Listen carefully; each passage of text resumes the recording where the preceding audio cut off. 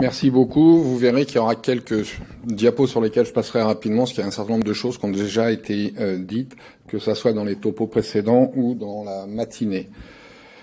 Je reviens 2 secondes sur la définition du choc hémorragique. Pour rappeler de quoi on parle, c'est une insuffisance circulatoire aiguë caractérisée par un transport d'oxygène qui va être insuffisant pour assurer l'oxygénation tissulaire et qui est évidemment liée à une chute aiguë, brutale du volume sanguin circulant. Est-ce que c'est grave? Oui, ça tue.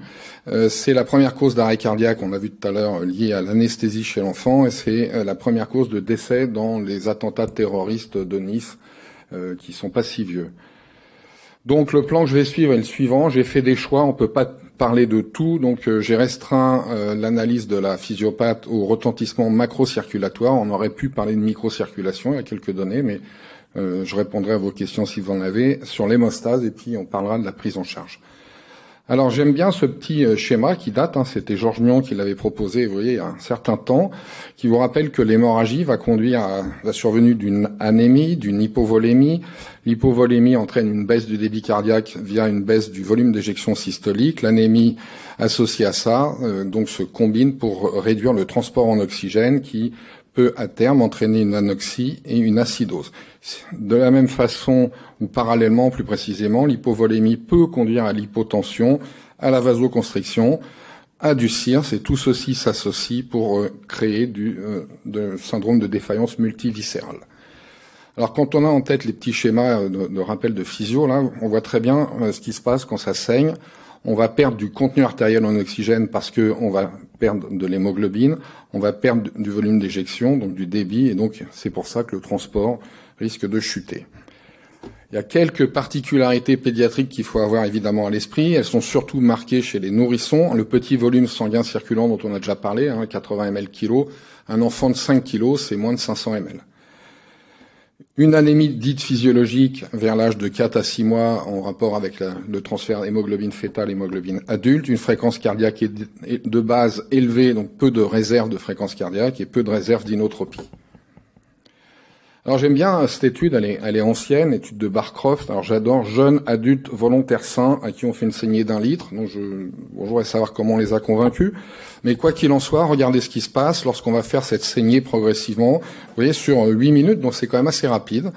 Ce qui se passe, c'est la fréquence cardiaque s'élève évidemment, les résistances s'élèvent, la pression dans l'oreillette droite va évidemment chuter. La pression artérielle va chuter proportionnellement à la spoliation sanguine et le débit cardiaque va chuter très précocement.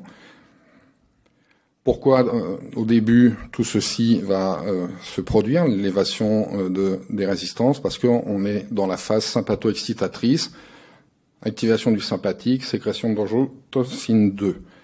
Et les études ont bien montré, c'est lié à la sécrétion d'adrénaline et de noradrénaline. Mais au bout d'un moment, ces mécanismes vont être dépassés. Les volontaires sains vont perdre connaissance. On est dans la phase sympatho-inhibitrice. On est allé un petit peu trop loin probablement.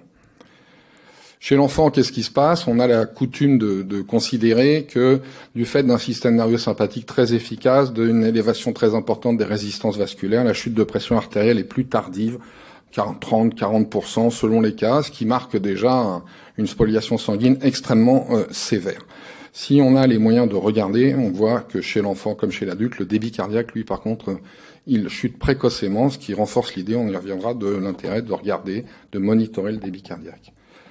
Un autre point qui me paraît important à rappeler, c'est l'autorégulation vasculaire cérébrale. Parce que si on a un débit cardiaque, il est aussi important d'avoir un débit sanguin cérébral. Et vous avez déjà vu cette diapo pour ceux qui étaient dans la session de ce matin. Donc le débit sanguin cérébral est autorégulé. Ça veut dire qu'il est indépendant des variations de pression de perfusion cérébrale qui sont donc liées à différence PAM moins la pression intracrânienne sur un large range de pression de perfusion. Mais là aussi, au bout d'un moment, il y a une chute lorsque on dépasse cette limite inférieure d'autorégulation. Et là, le débit sanguin cérébral va devenir directement dépendant des variations de pression artérielle, de PPC. Et donc ces limites, il y a des auteurs qui les ont identifiées. Vous voyez ici limite inférieure d'autorégulation. C'est des enfants de moins de 4 ans, ils ont 14 mois, 55 mm de mercure, donc c'est une PAM qu'ils qualifient d'optimale autour de 62. Des travaux lyonnais s'étaient également intéressés à ces limites inférieures, tout âge confondu dans une population de moins de 2 ans, en gros 40 mm de mercure, avec des petites différences selon l'âge, mais à mon avis, ne pas descendre en dessous de 40, c'est quand même une bonne chose. Gardez aussi à l'esprit que l'anémie peut modifier les choses. Alors ici, c'est un case report, un enfant de 22 mois, c'est de la chirurgie orthopédique périphérique et ça saigne un peu. Et on évalue le débit sanguin cérébral à travers le Doppler. Et vous voyez que selon l'hématocrite, ici, hématocrite 38%, on est au début de chirurgie, on est sur la plage d'autorégulation. Et puis là, l'enfant saigne, l'anémie apparaît, l'hématocrite chute, et là, ce qu'on voit, c'est un déplacement donc de la courbe d'autorégulation et donc une limite inférieure, cette fois-ci qui est plus élevée. Ce qui veut dire que, pour le coup, il faudra descendre moins bas, tolérer une chute moins importante lorsqu'on est anémique, si on veut garantir le maintien de son débit sanguin cérébral. Alors ça, c'est une étude expérimentale, de nouveau, un modèle. Alors c'est des porcelets, souvent les pauvres font les frais de nos expériences. Donc une saignée de 30 ml kg, c'est beaucoup. En 30 minutes. Et on va s'intéresser non pas à ce qui se passe avec la réanimation, mais aux périodes initiales et en termes de réponse de l'organisme à cette saignée. Donc qu'est-ce qu'on voit? Eh bien, sans surprise, le débit cardiaque va chuter, la pression artérielle va chuter, et les résistances vasculaires vont monter, mais pas de façon importante. Probablement parce que, et j'en reparlerai pas dans cet exposé, du fait de l'interférence avec l'anesthésie, puisque cette saignée se produit chez des animaux qui ont une induction et un entretien par propofol fentanyl et qui sont curarisés en plus. Lorsqu'on regarde également ce qui se passe sur la SVO2, elle va chuter. Lorsqu'on regarde ce qui se passe sur les lactates, sans surprise, ils vont augmenter. Et le pH intracellulaire, donc il mesure par tonométrie gastrique, va lui chuter également. Une étude ancienne, peut-être que certains la connaissent, c'est une étude qui est réalisée lors de la chirurgie de scoliose chez des Jéhovah, donc des ASA 1, 2, en bonne santé, et chez qui on va faire une hémodilution normovolémique. Alors je vous dis pas qu'il faut faire les résultats que je vais vous montrer maintenant, c'est juste pour la compréhension en termes de physiopathe. Voilà ce qui se passe en fonction du différents temps contrôle. Là, c'est Nadir, c'est au moment où l'hémoglobine va être la plus basse, et ici c'est en fin de chirurgie. Donc qu'est-ce qui se passe? Vous voyez que l'hémoglobine en rouge va passer en gros de 10 grammes. Bon, on part très bas, ils n'ont pas dû optimiser en préop, mais en tout cas, ils vont descendre quand même très très bas puisqu'on est autour de 4 grammes. Et donc, autour de ces 4 grammes, ce qui est intéressant de constater, c'est que la VO2 va être maintenue malgré une chute du transport parce qu'il y a une élévation extrêmement importante, il y a une réserve d'extraction. Donc l'extraction d'oxygène va augmenter pour compenser cette chute de transport d'oxygène. Je vous dis pas que c'est ce qu'il faut faire, et on va voir pourquoi par la suite. Mais en tout cas, c'est intéressant de l'avoir à l'esprit. Enfin, un autre travail expérimental, j'ai déjà montré tout à l'heure, qui me paraît important. On a parlé de remplissage vasculaire, on a dit que l'hémodilution, on y reviendra, importante, c'est pas bon, et un moyen de l'éviter, c'est de recourir aux vasoconstricteurs. Ici, c'est de nouveau un modèle pédiatrique de choc hémorragique chez le porcelet. Alors, ils ont une saignée un peu moins importante, 25 ml kg. Et on va regarder ce qui se passe sur la pression de perfusion cérébrale, les vélocités, reflet du débit sanguin cérébral, la NIRS et la PTiO2, donc la pression partielle en oxygène, donc reflet là de l'oxygénation cérébrale, PPC, débit sanguin cérébral. Donc on fait la saignée, sans surprise, tout chute, les pressions, le débit, l'oxygénation. On met la perfusion de noradrénaline, et ça remonte, mais pas tout.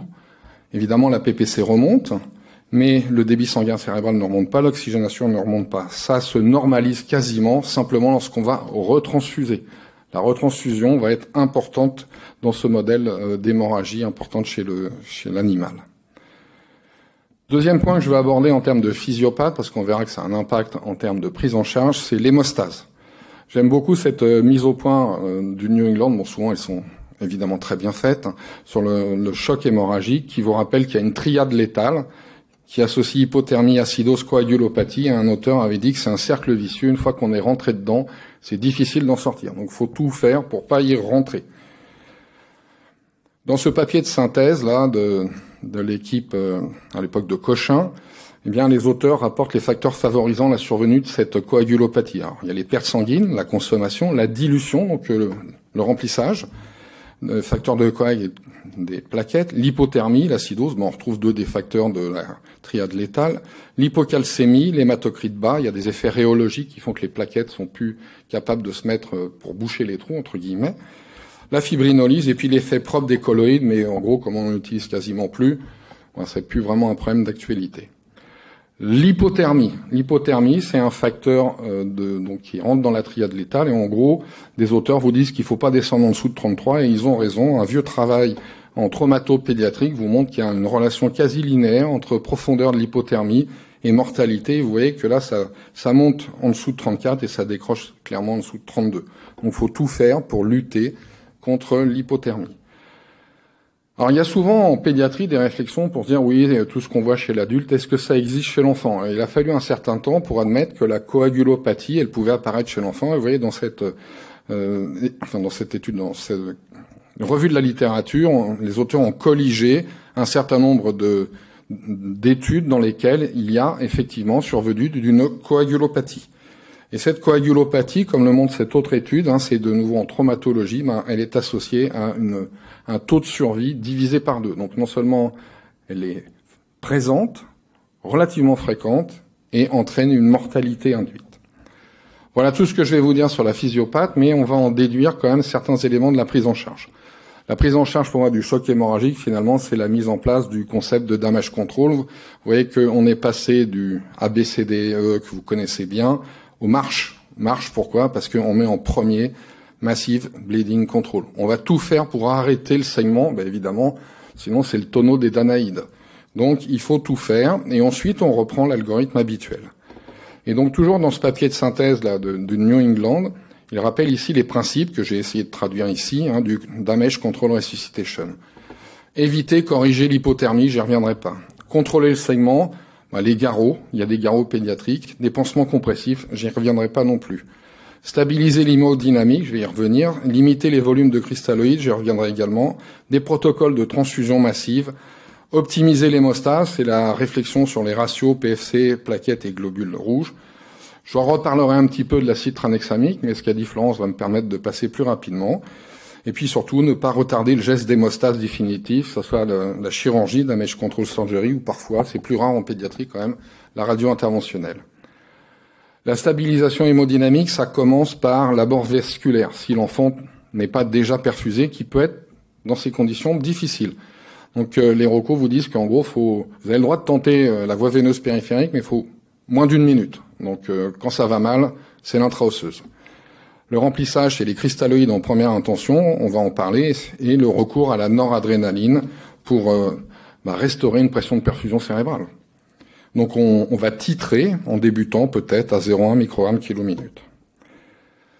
2 papiers sont revenus sur le concept de damage control resuscitation chez l'enfant, et ils insistent sur un point, pas d'hypotension permissive. Pas d'hypotension permissive. D'abord parce qu'il n'y a aucune preuve d'efficacité dans la littérature. Deuxièmement, les considérations physiologiques. Rappelez-vous, quand la pression chute chez l'enfant, c'est qu'on est déjà très bas et il y a un gros risque pour le cerveau. Quelques mots de monitorage. Quels sont les objectifs dans cette situation? Surveiller les fonctions vitales, évaluer la réponse au traitement et la surveillance biologique, j'aurai pas le temps de développer à part juste un point sur les lactates. Les paramètres surveillés, finalement, vont être les mêmes que chez l'adulte, avec des aspects parfois techniquement plus difficiles.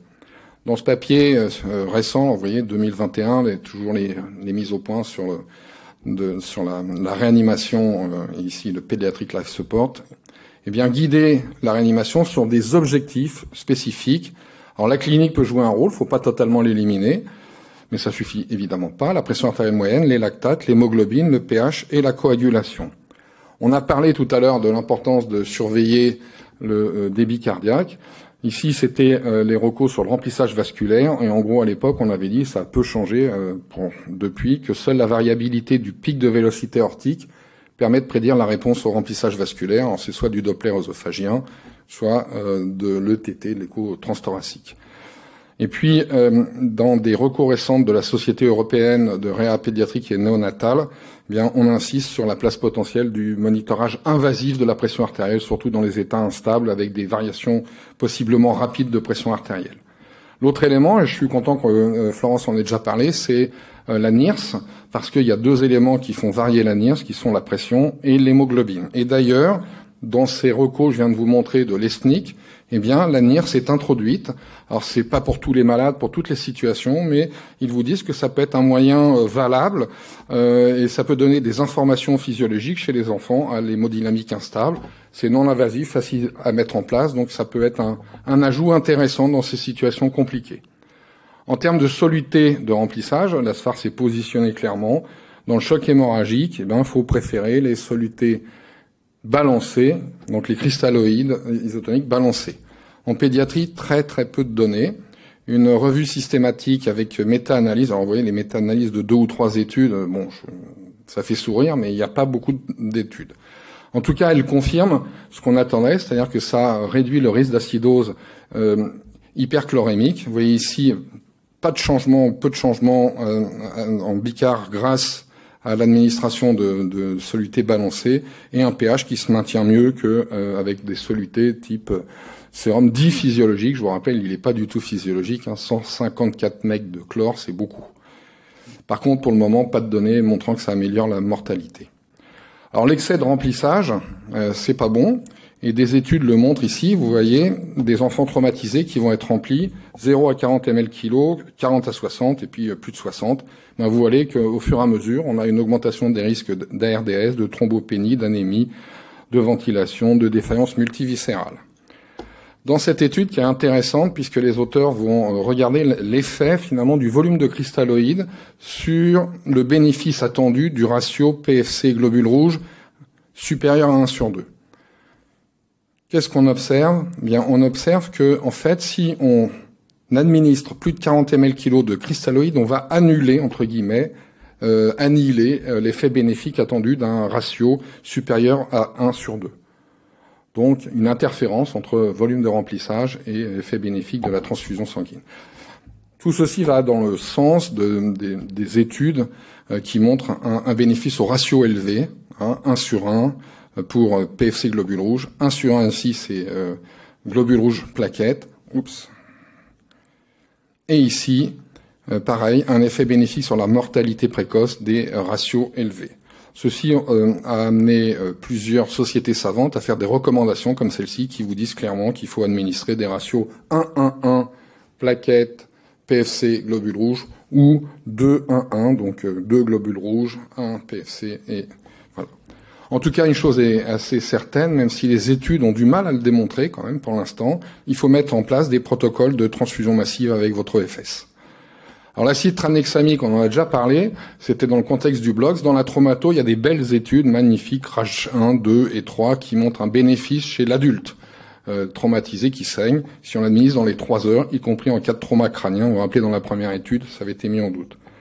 En pédiatrie, malheureusement, peu de données. L'étude PETRAX, alors elle présente plein de limites. D'abord, il donne 1 gramme à tout le monde, quel que soit l'âge, c'est quand même beaucoup. Néanmoins, ça va dans le sens qu'on attend, une amélioration de la survie, une amélioration du pronostic neurologique. Et puis une étude plus récente dans laquelle il regarde l'effet des antifibrinolytiques. Alors, il n'y a pas que l'acide tranexamique, sur la mortalité après hémorragie, on peut dire choc hémorragique, vous voyez, une amélioration significative de la mortalité à 6 heures grâce à l'administration précoce d'antifibrinolytiques.